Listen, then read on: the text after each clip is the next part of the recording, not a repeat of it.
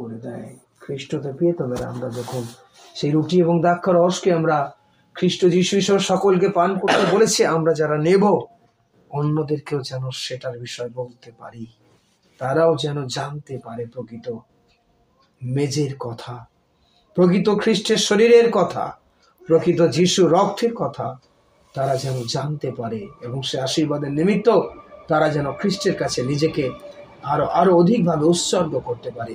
1 করিন্থীয় 11 যদি আমরা দেখি 347 পৃষ্ঠা, 347 পৃষ্ঠা 1 করিন্থীয় 11, 1 করিন্থীয় 11,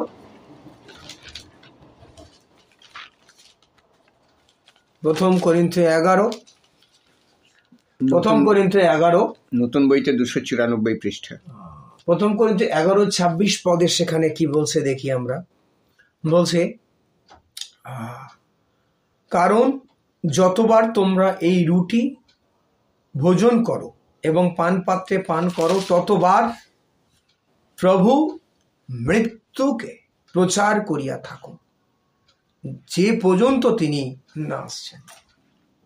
অর্থাৎ এই পবিত্র ভোজ বা এই রুটি আমরা যখন পান করি, আর তখন খ্রিস্ট যিশুর নামেতে ঈশ্বরের পুত্র যীশু খ্রিস্ট যে মৃত্যুবরণ হয়েছিলেন, তিনি যে এই পৃথিবীতে পুনরায় তিনি আসবেন, তা সুসমাচার আমাকে আপনাকে প্রভু যীশু বলার জন্য তিনি আমাকে আপনাকে সেটা জানিয়ে রাখেন এবং আমাদেরকে অনুমতি দেয় যেন সেটা আমরা বলি, যতদিন না পর্যন্ত পৃথিবীতে তার আগমন হবে। জীবিত থাকলে হইলেন গুড বলতে হবে, যদি মৃত যাই তারপরে তার বলতে পারবো না, কিন্তু যতদিন আমরা বেঁচে থাকবো ততদিন পর্যন্ত যেন ওই খ্রিস্ট যিশুর মৃত্যুকে প্রচার করতে থাকি। কারণ পরিষ্কার লেখা আছে, যতবার তোমরা রুটি ভোজন করবে এই পান পাত্রে, ততবার প্রভুর মৃত্যুকে প্রচার করবে। অনেকে প্রভুর ভোজ নেয়, অনেকে রুটি দ্রাক্ষারস গ্রহণ করে, কিন্তু তারা প্রভুর ভোজ নিয়ে আমাদের চার্চে বা আমাদের মণ্ডলী নিমিত্ত আমরা যেটা আছি সকলে ক্রাইস্ট মিনিস্ট্রিতে, আমরা জানি মাসে 15 দিন অন্তর 2 বার হয়, কিন্তু সেই 2 বারের নিমিত্ত নিয়ে তারা 15 দিনে কতবার এই খ্রিস্টের মৃত্যুর কথা প্রচার করে। যারা প্রভুর ভোজ নিমিত্ত নিয়ন্ত্রিত যাত্রী বা নিমন্ত্রিত, যারা প্রাপ্ত অধিকার লাভ করেছে ব্যাপটিজমের দ্বারায়, তারা কতজন এই বাক্যকে পালন করে সেটা তারা নিজেরাই বলতে পারবে, তার থেকে ভালো যিশু জানে। কিন্তু আমরা যারা নিতে চলেছি, আমরা যেন ব্যাপটিজম নিয়ে ওই প্রভুর ভোজ নেওয়া শুরু করে, যেহেতু আমাদের মণ্ডলী নিমিত্ত প্রভু সুযোগ দিয়েছে মাসে 2টো প্রভুর ভোজ নেওয়ার। অন্যান্য মণ্ডলীর নিমিত্ত অনেক জায়গায় যে সমস্ত বড় বড় বিল্ডিং এর নিমিত্ত আছে, সেখানে মাসে 1 বারই হয়, কিন্তু যখন প্রভু সুযোগ দিয়েছে তার মৃত্যুকে প্রচার করার, 15 দিন সময় দেয়, আমরা মাসে 30 দিন বলার সুযোগ পাই, যেন সেটা আমরা বলতে পারি খ্রিস্ট নামেতে। কারণ বলছে, অতএব এই রুটি ভোজন পাত্রে পান করার পরে যে কেউ অযোগ্য রূপে রুটিতে কেউ যদি ভোজন করে, পান পাত্রে পান করে, তবে সে প্রভুর শরীরে, কার শরীরের হয়ে যাবে? প্রভুর শরীরের ও রক্তের দায়ী হবে। আমরা একটু আগে আমরা বাইবেলে দেখছিলাম না যে ইস্করিত জিহুদা, সেও এরকম অযোগ্য রূপে নিয়েছিল রুটিতে দ্রাক্ষারসকে, সে গ্রহণ করেছিল, ভেবেছিল ও অ্যাজ ইউ লাইক, চলো বাবা যে কোনো ভাই নিয়ে কোনো অসুবিধা নেই, বাট নট, উচিত নয় নেওয়া। অযোগ্য রূপে কোনো সময় প্রভুর ভোজে সম্মিলিত হওয়া উচিত নয়। ইস্করিত জিহুদা সেদিন যদি সে ভোজ না নিয়ে সে যদি প্রভুর কাছে ক্ষমা চাইতো, ঈশ্বরের কাছে ক্ষমা চাইতো, ঈশ্বরকে সমর্পণ হতো, এবং সে যদি 30টি মুদ্রা ফিরিয়ে দিয়ে খ্রিস্ট যিশুর নিমিত্ত আর সেই সমস্ত নিমিত্ত থেকে সে বেরিয়ে আসতো, তাহলে প্রভু তাকে কত অনুগ্রহ করতো, এবং তাকেও বাইবেলেতে সুসমাচার প্রচারের নিমিত্ত তাকেও আমরা পিতরদের মতো যখন যাকাবেরও দেখতে পেতাম, কিন্তু দুর্ভাগ্যবশত তাকে আর দেখতে পাওয়া যায়নি। কারণ সে ওই যে প্রভুর ভোজটা নিয়েছিল, আর ওই ভোজটা সে অযোগ্য রূপে নিয়েছিল। আজও আমরা যারা নিচ্ছে বা আমরা যারা নিতে যাব, যেন এই অযোগ্য রূপে রুটি দ্রাক্ষারসটা যেন ভোজন পান আমরা না করি।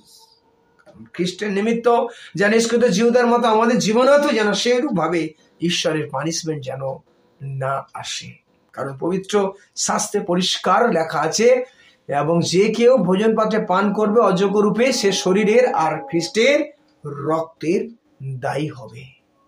খ্রিস্টতে পেতে হবে, আপনি নিতে চলেছেন ব্যাপটিজম, খুব ভালো বিষয়, কিন্তু তার থেকে আরো ভালো বিষয় আপনার এই বাইবেলের শিক্ষাটা হচ্ছে আরো ভালো বিষয়। কারণ এই বাইবেলের বিষয় না থাকলে আপনি তখন যিশুকে বলতে পারে, অনেকে বলবে হয়তো যে আমি তো কই টিচিং এর সময় শুনিনি, বা যখন আমাকে ব্যাপটিজমকে দিচ্ছিল ক্লাস তো নেয়নি। খ্রিস্টতে পেতে হবে, তখন কিন্তু আর ঈশ্বর সেটা শুনবে না, কারণ তোমাকে শুনিয়ে বা তোমাকে শিখে নেওয়ার দায়িত্ব, তোমাকে জানার দায়িত্ব সেটা তোমারই আছে।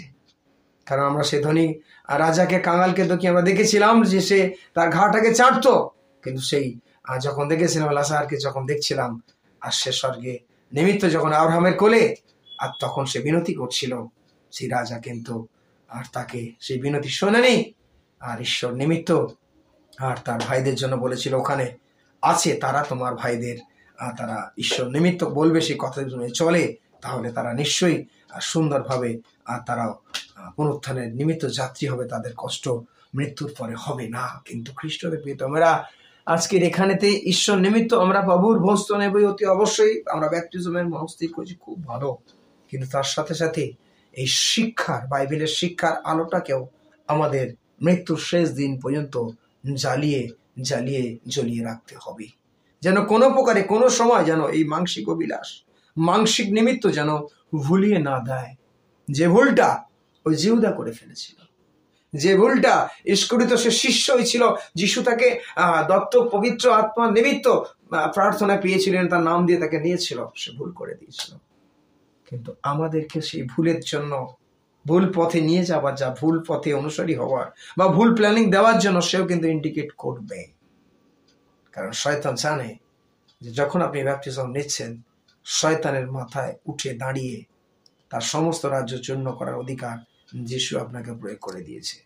সেই জন্য এই বিষয়টাকে মাথায় রেখে চলতে হবে, যেন অযোগ্য রূপে, যেন পবিত্র শরীরকে, অযোগ্য রূপে পবিত্র ওই রক্তকে যেন কোনো সময় আমরা ভোজন বা পান যেন না করি, যেন ঈশ্বরের দৃষ্টিতে আমরা কেউ যেন দায়ী না হই। কারণ জিহুদা দায়ী হয়ে গেছিল আর ঈশ্বর তার উপরে পানিশমেন্ট দিয়ে ফেলেছিল। তাই আমাদেরকে প্রভুর ভোজ নিমিত্ত আমাদেরকে সাবধান থাকতে হবে। বাপ্তিজম নেওয়া শুরু হলো মানে শয়তানের সঙ্গে যুদ্ধের অলরেডি একটা মহৎ রাস্তা প্রস্তুত হয়ে গেল, যেখানে যে কোনো মুহূর্তে যত প্ল্যান করবে তত প্রভু আশীর্বাদ অনুগ্রহ দিয়ে শয়তানের কাজকে, যারা ব্যাপটিজম নেবে তাদের মাধ্যম থেকে চূর্ণ করার শক্তিকে প্রভু প্রয়োগ করে দেয়।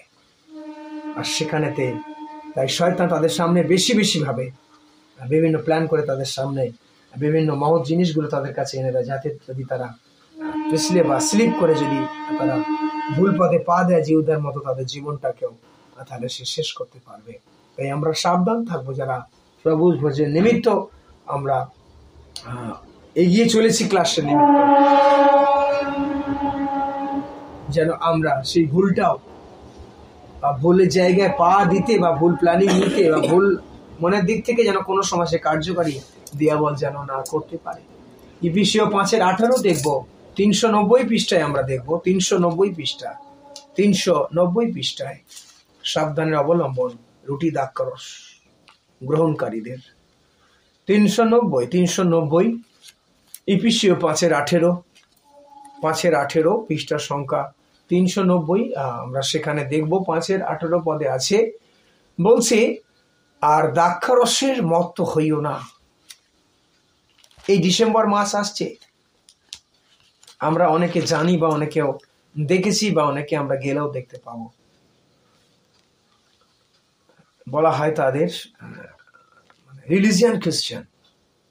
তাদের বাড়িতে ঘরে ঢুকলেই সামনে শোপিসে সাজানো থাকে সুন্দর সুন্দর ছোট ছোট গ্লাস, আর ঠিক টাইম হবে এই টাইমটাতে হতে পারে অনেকে হয়তো আই ডোন্ট নো, অনেকে হয়তো পানও করেছে হয়তো তাদের সাথে বসে, যিশুকে জেনে বা না জানেও সেটা ডাজন্ট ম্যাটার।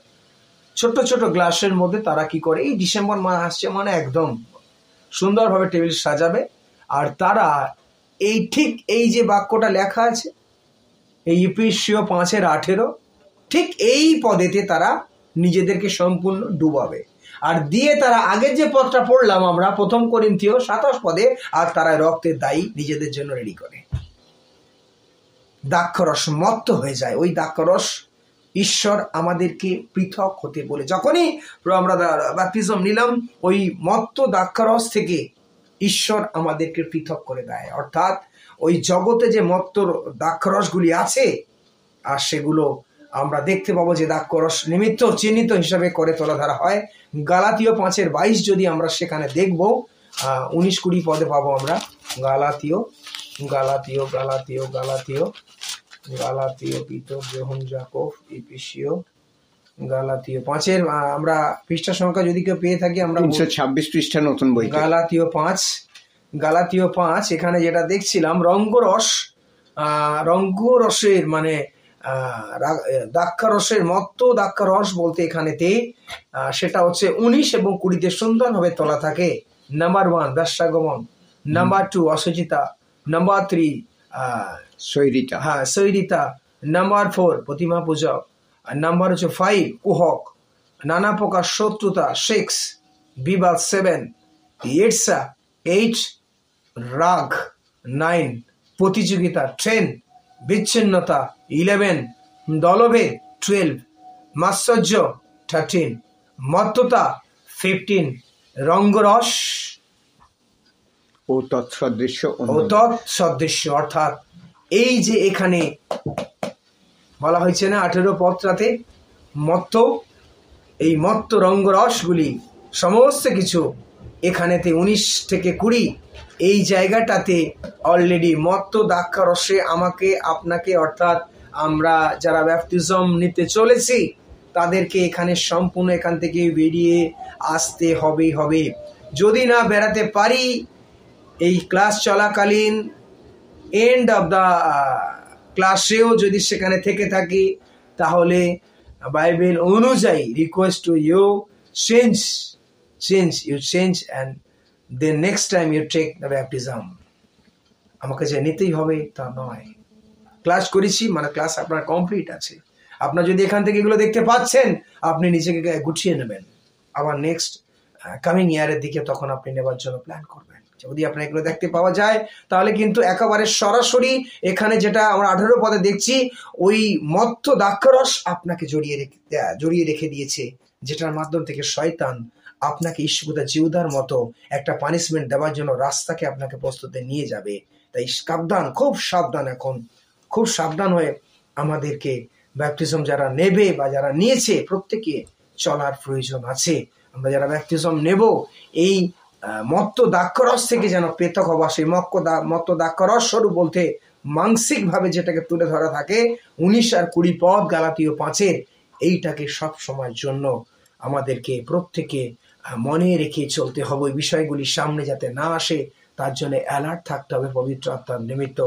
তাহাতে নষ্টমী আছে, আর এখানে যা দেখলাম প্রত্যেকটা নষ্টমী আছে, এখানে যতগুলি আছে ইচ অ্যান্ড এভরি প্রত্যেকটা বিষয় এখানে 19 থেকে 20 এখানে একদম সমস্ত দিক থেকে নষ্টমী প্রত্যেকটা নিমিত্ত এখানে তুলে ধরা আছে।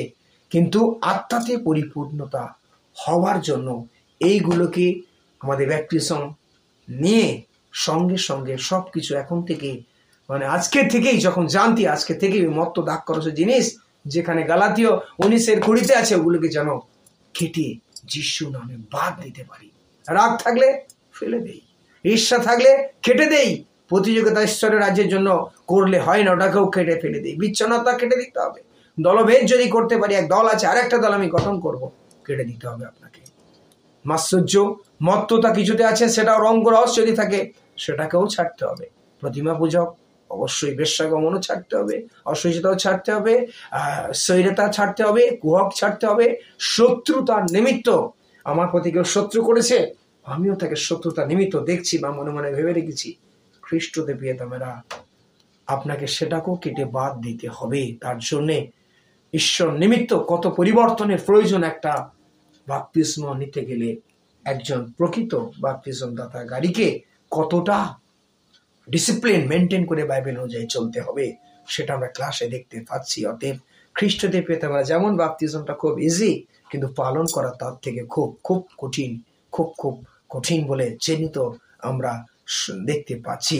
আর এখানে বলছে ওইগুলো থেকে সন্তোষীর দিক থেকে পৃথক যখনই কেউ হবে, আর তাকে ঈশ্বর বলছে সে আত্মাতে পরিপূর্ণ হবে। আর যখনই সে আত্মায় পরিপূর্ণ হবে, তখন এই গালাতীয় 5:22 যেগুলি আত্মা থেকে আসছে, প্রেম, আনন্দ, শান্তি, দীর্ঘসহিষ্ণুতা, মাধুর্য, মঙ্গলভাব, বিশ্বস্ততা, মৃদুতা, ইন্দ্রিয় দমন, এই প্রত্যেকটা জিনিস ঈশ্বর ডেভেলপমেন্ট করবেন এবং সুসজ্জিত করে সাজিয়ে তুলবেন ঈশ্বর। তাই এখানে বলছে 18 পদ, ওই দ্রাক্ষারস, মত্ত দ্রাক্ষারসটাকে ওই নিমিত্ত আপনার জীবন থেকে আপনার সম্পূর্ণ কেটে বাদ দিতে হবে, কারণ ওতে নষ্টামি আছে।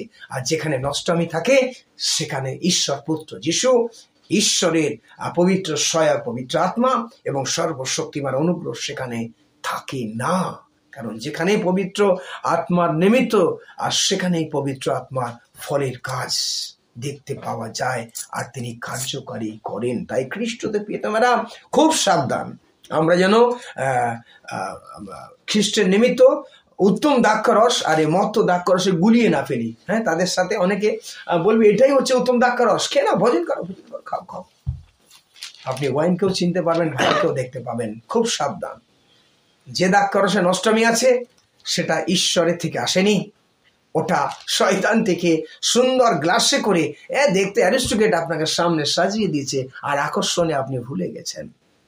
সেখান থেকে সাবধান, কারণ এই উত্তম দ্রাক্ষারস ঈশ্বর পরাৎপরের পুত্র যীশু খ্রিস্টের পবিত্র সেই, যেটাকে প্রভুর ভোজ হিসাবে চিহ্নিত করেছে, সেখানেতে যিশুকে যে কেউ বিশ্বাস করবে সেই দ্রাক্ষারসের নিমিত্ত তাদেরকে প্রভু যীশু সেখানেতে আসার জন্য আহ্বান করে থাকে। মত্ত দ্রাক্ষারসের টেবিলেতে বা সংস্পর্শে যাওয়ার জন্য প্রভু যীশু কোনো সময় তাদেরকে বলে না, ওটা শয়তান তাদেরকে ডেকে নেয়। খ্রিস্টতে প্রিয়তমেরা, কারণ ওতে নষ্টামি আছে, ওটা ঈশ্বর পুত্র যীশু পবিত্র আত্মা জানে, ওখানে তার সন্তান, তার ছেলে মেয়েদের তিনি নিয়ে যায় না। খ্রিস্টতে প্রিয়তমেরা সাবধান, আপনাকে ঈশ্বর সেইভাবে বাক্যের দ্বারা আগে থেকে প্রোটেক্টেড দিচ্ছেন। রোমিও 14:21 পদ, 327 পৃষ্ঠা, রোমিও 327 পৃষ্ঠায় 327 রোমিও 14:21 লেখা আছে।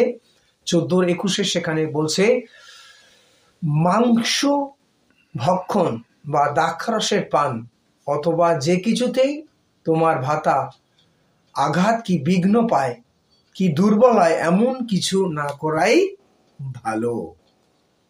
হালেলুয়া। প্রভু রোজ অনেকে নাই, তাদেরকে খৈন বলতে দেখি আমরা, পালকরা। আবার অনেকে আছে ঈশ্বরের পরিচর্যাও করে, তারা আবার সাদা নিমিত্ত ধোঁয়া উড়ায়, সেটাও জানা আছে।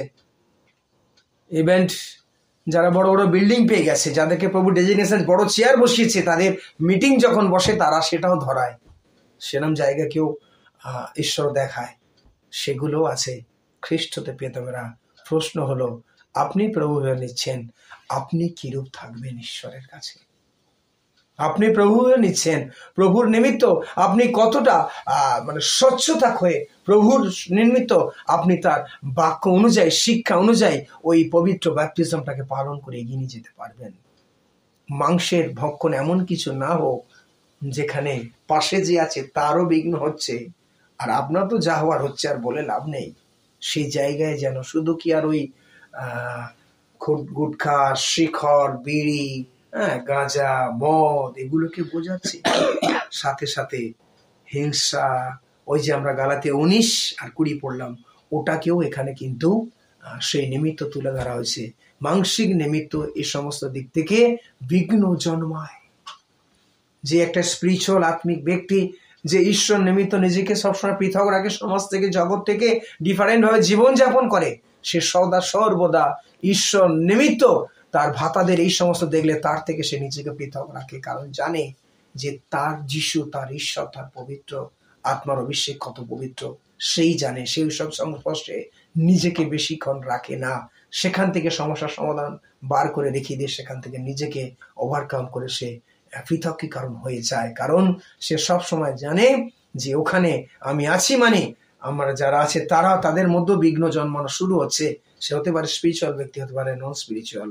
খ্রিস্টতে প্রিয়তমরা, এমন কিছু প্রভুর বোঝ আপনার নিমিত্ত ব্যাপটিজম নিয়ে করবেন না যার মাধ্যম থেকে খ্রিস্ট প্রভু যিশু তিনি তো দুঃখ পান, সাথে সাথে কোনো খ্রিস্টতে ভাই, খ্রিস্টতে বোন সেও প্রভু ভোজ নিয়েছে বা নেয়নি, সেও যাতে কোনোভাবে তার মধ্যেও ভাতা বা ভগ্নির মধ্যে ঈশ্বর রাজ্যের কাজের নিমিত্ত কোনো কিছু ব্যাঘাত যেন না ঘটে আপনার মধ্যে থেকে, এমন কোনো ক্রিয়াকলাপের মধ্যে থেকে বা কথার মাধ্যম থেকে বা আপনার লুকিং আই কন্ট্যাক্ট থেকে বা আপনার মুখের এমন সময় কাটিং থেকে এমন কিছু যেন না আসে যেটা ঈশ্বর তার এই পবিত্র মেজ বা পবিত্র ভোজের যারা যাত্রী হয় তাদের কাছ থেকে তিনি কোনো সময় ওটা আশা করেন না যিশু, কারণ এই মেজটা যিশুই নির্মাণ করেছেন।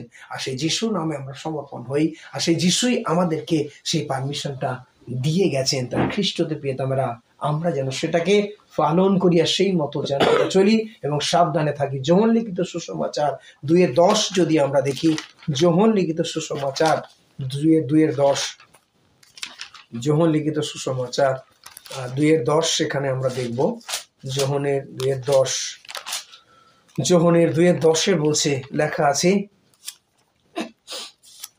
158 পৃষ্ঠায়, সেখানে লেখা আছে যোহন 2:10, 185 পৃষ্ঠা আছে নতুন বইতে 158। সকল লোকেই প্রথমে উত্তম দ্রাক্ষারস পরিবেশন করে এবং যথেষ্ট পান করা হইলে পর তা অপেক্ষা কিছু মন্দ পরিবেশন করে। তুমি উত্তম দ্রাক্ষারস এখনো পর্যন্ত রেখে দিয়েছ। আমরা সেই কান্নানগর বিয়ে বাড়িতে আর সেই উত্তম দ্রাক্ষারসের নিমিত্ত জলকে যিশু যেটা করেছিল সেই ঘটনাকেই বোঝানো হচ্ছে। যারা ব্যাপটিজম নিতে চলেছে আর সেই উত্তম দ্রাক্ষারস প্রভু তাদের ভোজন পান করাতে চলেছে, এবং তাই বলছে সেই ভোজন পানটা আমরা যেন যারা পায়নি তাদের জন্য যেন অতি উত্তম দ্রাক্ষারসটা তাদেরকেও পাইয়ে দেওয়ার জন্য তাদেরকেও যেন আমরা আহ্বান করি, তাদেরকেও যেন বলতে পারি এবং তাদেরকেও যেন আমরা আমাদের এই দায়ী ব্যাপটিজম নেবার লাইফস্টাইল থেকে যে আমি পৃথক চেঞ্জ হয়ে গেছি তা আমার মাধ্যম থেকে তারা নেওয়ার জন্যও যেন আর সেটাও তারা যেন সেখানে প্রভুর কাছে নিজেকে যেন সমর্পিত করতে পারে, সেই বিষয় যেন আমাদের কাছ থেকে সেটা দেখতে পাওয়া যায়। কারণ ঈশ্বর আমাকে আপনাকে সেই জায়গাতে প্রভু বলছে মন্দ কিছু যেন আমার আপনার মধ্যে থেকে বা আপনার মধ্যে থেকে আমরা যারা বাপ্তিস্ম নিতে চলেছি সেই মন্দ দ্রাক্ষারস যেন আপনার মাধ্যম থেকে কোনো সময় কেউ যেন দেখতে না পায়, বা কোনো সময় আপনি যেন মত দ্রাক্ষারসের মন্দ পরিবেশন হিসেবেও নিজেকে যেন মিশিয়ে বা মিলিয়ে না দেন, সেই বিষয় ঈশ্বর কিন্তু সদা সর্বদা আমাকে আপনাকে সদা সর্বদা কিন্তু আপনাকে সচেতন থাকার জন্য কিন্তু অতি অবশ্যই জানাচ্ছে। বলছে তুমি যখনই প্রেজেন্ট করবে অতি উত্তম দ্রাক্ষারসটাই প্রেজেন্ট করো। খ্রিস্টতে প্রিয়তমেরা অতি উত্তম দ্রাক্ষারস সেই যিশু, আর সেই যিশু কথাটা যেন তাদের কাছে আমরা তুলে ধরতে পারি। লূক লিখিত সুসমাচার 7:34, লূক লিখিত সুসমাচার 7:34, লূক 7:34, লূক 7:34, নতুন বইতে 112 পৃষ্ঠা, লূক 7:34, 310 পৃষ্ঠায় 30 পৃষ্ঠা সম্ভবত মনে হচ্ছে, মানে 130 পৃষ্ঠা, তাই তো? লূক লিখিত সুসমাচার 7:34 পদ, সেখানে 34 লেখা আছে মনুষ্যপুত্র আসিয়া ভোজন পান করেন আর তোমরা বলো ওই দেখো একজন পেটুক, মদ্যপায়ী, করুগ্রাহী ও পাপীদের বন্ধু। যিশুকে পৃথিবীতে যখন এসেছিলেন তিনি মানে উত্তম ভোজন তিনি মানুষকে দেওয়ার জন্য এসেছিলেন, কিন্তু এই মানব জাতি আর তাকে কি তিরস্কার দিয়েছিল? তখন তিনি ছিলেন বলছে ও একজন পেটুক ছিল, ও একজন মদ্যপায়ী ছিল, ও একজন করগ্রাহীর কাছে ছিল, ও পাপীদের কাছে গিয়ে বন্ধু হয়েছিল। এইভাবে তাকে তিরস্কার, এইভাবে তাকে লাঞ্ছনা গঞ্ছনা এবং তাকে বিভিন্নভাবে কথা তাকে বলেছিল। কিন্তু খ্রিস্ট যিশু নিজেকে ঈশ্বরের কাছে স্থির রেখেছিলেন বাক্য অনুযায়ী, তিনি নিজেকে স্থির করে দাঁড় করিয়ে রেখেছিলেন। আর তিনি চেয়েছিলেন যেন মনুষ্য পুত্র পৃথিবীতে আসিয়েছেন উত্তম ভোজন পান পাত্রে পান করানোর জন্যই এসেছিলেন, যেন ওই মানব জাতি একসময় বুঝতে পারে। আর সেই বোঝার দিন এখন আমাদের কাছে এসে উপস্থিত হয়ে গেছে। তা আমরা জেনেছি, তাই আমরা পবিত্র প্রভুর নিমিত্ত জলে ব্যাপ্তিজমের ওই পবিত্র ভোজ আমরা গ্রহণ করার জন্য নিজেকে প্রস্তুতি নিয়েছি। আমরা তাদের থেকে পৃথক হয়েছি, আমরা তাদের থেকে আলাদা হয়ে গেছি, এবং আমরা ঈশ্বরের বাক্যকে, যীশু খ্রিস্টের শিক্ষাকে আমরা জানতে পেরেছি। তাই এই বাক্যের নিমিত্ত আমরা একে অন্যের নিমিত্ত আমরা খ্রিস্ট যীশু খ্রিস্টের সেই উত্তম ভোজ, পবিত্র মেজ এবং পবিত্র সেই দ্রাক্ষারস এবং রুটির নিমিত্ত যে প্রভুর ভোজটাকে তিনি নির্মিত করেছে, সেইখানের জন্য আমরা সেই পবিত্র মনুষ্য পুত্রর নিমিত্তই আমরা নিজেদেরকে প্রেজেন্ট করতে চলেছি, এবং সেইভাবে প্রস্তুতি আমরা নিচ্ছি এবং এগিয়ে যাচ্ছি। কারণ আমরা বাক্য জেনেছি এবং খ্রিস্টের শিক্ষাতে আমরা প্রত্যেকে প্রাপ্তবয়স্ক, এবং প্রত্যেকে আমরা এক একজন শিক্ষার অনুশীলন নিয়েই আমরা ঈশ্বরের পবিত্র দ্রাক্ষারস, উত্তম দ্রাক্ষারসের সেই ভোজের টেবিলে আমরা সম্মিলিত হয়ে চলেছি ঈশ্বরের নিমিত্ত। আমরা লুক লিখিত 5:37 আমরা দেখব। লুক লিখিত সুসমাচার 5:37, লুক লিখিত সুসমাচার 5:37, আর সেখানে লেখা আছে 124 পৃষ্ঠায় লুক লিখিত সুসমাচার 5:37 লেখা আছে, আর পুরাতন কুপায় কেহ টাটকা দ্রাক্ষারস রাখে না। খ্রিস্ট তোমরা পুরাতন দ্রাক্ষারস, পুরাতন কুপায় কেহ টাটকা দ্রাক্ষারস রাখে না। যখন যিশুকে গ্রহণ করেছি ঠিকই, বিশ্বাস করেছি ঠিকই, কিন্তু ব্যাপ্তিস্ম যতদিন না নিতে পেরেছি ততক্ষণ কিন্তু ঈশ্বর নিমিত্ত ওই সেই পুরাতন বিষয়গুলি থেকে থাকে। ওই পুরাতন জিনিসগুলি, সেই পুরাতন জিনিসগুলি কিন্তু ভেতর থেকে উঁকি মারে। পুরাতন জিনিসগুলি অন্য জীবনে দুঃখ পৌঁছে দেয়। পুরাতন জিনিসগুলি মণ্ডলীর বৃদ্ধিকে থমকে দেয়। পুরাতন জিনিসগুলি মণ্ডলীর কাজকে আটকে দেয়। পুরাতন জিনিসগুলি মণ্ডলীর নিমিত্ত নিত্য নতুন মানুষের কাছে এগিয়ে যাওয়ার বার্তাকে অনেক সময় পিছু পা করে দেয়। বলছে সেই পুরাতন মনুষ্যকে তখনই সে সম্পূর্ণ জলাঞ্জলি দেয়, যখন সে এই পবিত্র জলেতে এবং পবিত্র ঈশ্বরের সাক্ষাতে, পবিত্র দূতের সাক্ষাতে, যীশু খ্রিস্টের নামে মণ্ডলীর সাক্ষাতে সে নিজেকে সম্পূর্ণরূপে এক নতুন মানুষ জলে বাপ্তিস্মে যখনই ওঠে, আর তখন তার সেই শরীর, দেহ, আত্মা খ্রিস্টের নিমিত্ত একটা টাটকা দ্রাক্ষারস স্বরূপ হয়ে প্রভু তাকে অভিষেক আশীর্বাদ দান করে। আর তখনই সেই দ্রাক্ষারস যখন ভোজন পান সেই দিন থেকে শুরু করলো, আর তার মধ্যে থেকে সমস্ত কিছু যা পুরাতন যা ছিল, মন্দের জিনিসগুলো দূর হয়ে গিয়ে, আর যেগুলো পুরাতন বিষয়গুলিকে সেগুলো তার অভিশাপ নিমিত্ত ঘা করেছিল, সেগুলিকে ওই নতুন দ্রাক্ষারস সম্পূর্ণ ক্ষতকে বেঁধে দিতে সাহায্য করে। খ্রিস্টতে প্রিয়তমেরা ওই পুরাতন বিষয় সম্পূর্ণ বিলীন করে ওই নতুন দ্রাক্ষারস। আর নতুন দ্রাক্ষারসের নাম খ্রিস্ট যিশুর নামেতে তার সেই শরীর আর দেহকে আমাদের সামনে ঈশ্বর রেখে দিয়েছেন, এবং সেটা আমাকে আপনাকে প্রভু উৎসর্গ করে আমাদের কাছে তিনি তুলে ধরেছেন, আর সেই যিশুর মাধ্যম থেকে আমরা পেয়েছি। তাই বলছে টাটকা দ্রাক্ষারসের কুপাগুলিতে ফাটে যাইবে যদি পুরাতনগুলি রাখা হয়। অর্থাৎ ওই পাপ যখনই থাকে, আর যখন ওই খ্রিস্ট যিশু নামে জলে বাপ্তিস্ম ওঠা হয়, তখন কিন্তু ওই পুরাতন পাপগুলি খ্রিস্ট যিশু নামে বাস্ট হয়ে তার শরীর থেকে চূর্ণ বিচ্ছিন্ন হয়ে তার আত্মা দেহ প্রাণ থেকে যিশু নামে দূর হয়ে যায়। এবং যখনই পবিত্র মেজ প্রভু সেই দিনেতে ঈশ্বর তাদের ভোজন পান করায়, আর তাদের সম্পূর্ণ কোপাগুলি যীশু খ্রিস্টের নামে ঈশ্বরের আশীর্বাদের অনুগ্রহে পরিপূর্ণতা লাভ করে, তাতে দ্রাক্ষারস উপচে পড়ে, এবং সেখানে কূপগুলির মধ্যে থেকে ঈশ্বরের আশীর্বাদ অনুগ্রহ নিমিত্ত, অর্থাৎ শিরা, ধমনিকা, অঙ্গ প্রত্যঙ্গ প্রত্যেকটা জায়গা থেকে ঈশ্বরের এই পবিত্র মেজের, অর্থাৎ রুটি এবং দ্রাক্ষারসের পবিত্র কমপ্লিটলি ফুলফিল এক আশীর্বাদের অনুগ্রহের নিমিত্ত, এবং সে সিম্বল যিশুর শরীর এবং রক্তের কার্যকারী আমাদের মধ্যে ঈশ্বর ঊর্ধ্ব থেকে সম্পূর্ণ ফুলফিল করে দেয়। আর তখন পুরাতন সমস্ত কিছু, পুরাতনে আদম সমস্ত কিছু যিশু নামে ধূলিসাৎ হয়ে যায়, আর খ্রিস্টতে দ্বিতীয় মানব যিশু আদমের নিমিত্ত মানব এসে আর সেই যিশু মানব হিসাবে আমরা নতুন সৃষ্টি হয়ে ঈশ্বরের নিমিত্ত আমরা অনুগ্রহ আশীর্বাদকে লাভ করি এবং নতুন নিয়মের সাক্ষ্যকে আমরা বহন করি এবং পিতা পুত্র পবিত্র আত্মার নামের গুণে এই পবিত্র মেজকে আমরা আমাদের জীবন অন্তরাত্মার হৃদয় শরীরতে আমাদের কাছে ঈশ্বরের সুসমাচার মৃত্যুর বার্তাকে প্রচার করার জন্য আরো ইন্সপায়ার করে, আরো আমাদেরকে ভাষার মা দেয়, আরো আমাদেরকে ভেতর থেকে পবিত্র আত্মা আমাদেরকে সাজিয়ে তোলে। খ্রিস্ট প্রিয়তমেরা, এই রুটি এবং দ্রাক্ষারস আজকে যা শুনলাম বা জানলাম বা দেখলাম বা শিখলাম পবিত্র বাক্য শাস্ত্র থেকে, যা ঈশ্বর বললেন যেন আমরা যারা ব্যাপটিজম নেওয়ার জন্য প্রস্তুতি নিয়েছি যেন সেই বিষয়গুলি নিয়ে বাক্যের গুলিকে আমরা অধ্যয়ন করি এবং প্রার্থনায় যেন থাকি, যেন সেই দিনের নিমিত্ত যেদিন আমাদেরকে